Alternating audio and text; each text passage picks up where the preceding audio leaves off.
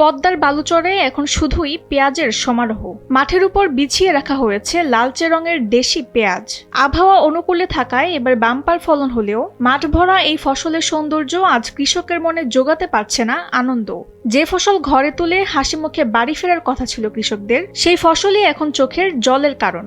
জীবন শেষ হয়ে গেছে ভাই, আপনার কি বলবো ভাই। এই এবার লাগাইছে 4-5 টাকা 8-10 কিস্তির টাকা ভাই, কিস্তার বাড়ি বসে ভাই, মনে হতে কি বলবো ভাই। পেঁয়াজ কাল ঢাকা 20 টাকা কেজি বলতে 22 টাকা কেজি বলতে ভাই, সব চাকর পেঁয়াজ। চরের এই চাষিরা আজ দিশেহারা। সার, বীজ আর কীটনাশকের চড়া দাম দিয়ে আবাদ করে এখন খরচের টাকাই উঠছে না। ভরা মৌসুমে পেঁয়াজের ন্যায্য মূল্য না পেয়ে দুশ্চিন্তায় আছেন চাষিরা। ভারত থেকে পেঁয়াজ আমদানির ফলে দেশি পেঁয়াজ এখন বিক্রি হচ্ছে পানির দরে। হঠাৎ করে একদিন 50 টাকা থেকে 70 টাকা হতে পারে, আবার দাম কমে যায়। পেঁয়াজ ছিল আপনার 70 টাকা কেজি, এখন পেঁয়াজ 35 টাকা 30 টাকা কেজি পেঁয়াজ। 30 টাকা কেজি পেঁয়াজ বিক্রি করলে কৃষকের প্রচুর টাকা লস। এত লস খালে কিন্তু কৃষক অরিজিনাল বিভাগে পড়ে যাবে, মানুষের কিস্তি লোন এই শোধ করতে পারবে না।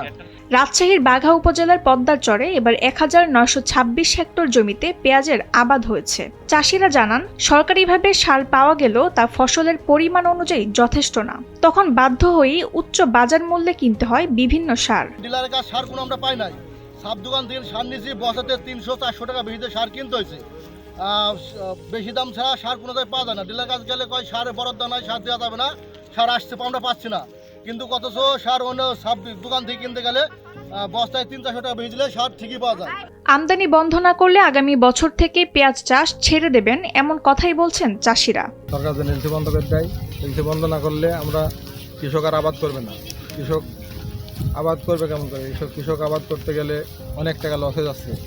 গেল বছর 40 থেকে 45 লক্ষ টাকা লস খাইছি। এবারও যদি এরকম লস হয়ে যায় তাহলে আমরা কোন জায়গায় যা দাঁড়াবো? সরকারের কাছে তাদের এখন একটাই দাবি, পেঁয়াজ আমদানি বন্ধ করে দেশের উৎপাদিত পেঁয়াজকেই যেন যথাযথ মূল্য দেয়া হয়। রাজশাহী থেকে হাবিল উদ্দিনের পাঠানো তথ্যচিত্রে ডেস্ক রিপোর্ট, তাসনিম হোসেন লিয়া।